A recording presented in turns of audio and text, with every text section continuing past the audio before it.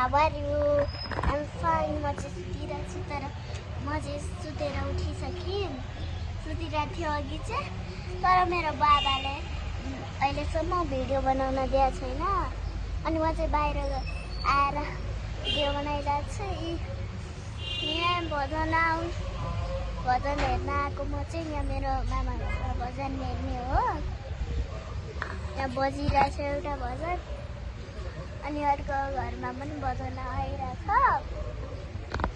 अनि भजन सुन्नको लागि मैले टिका चाहिँ लगाएको तर मेट्न चाहिँ मेट्या गोटी तर यहाँ म चाहिँ अमेरिका बसिरहेको छु।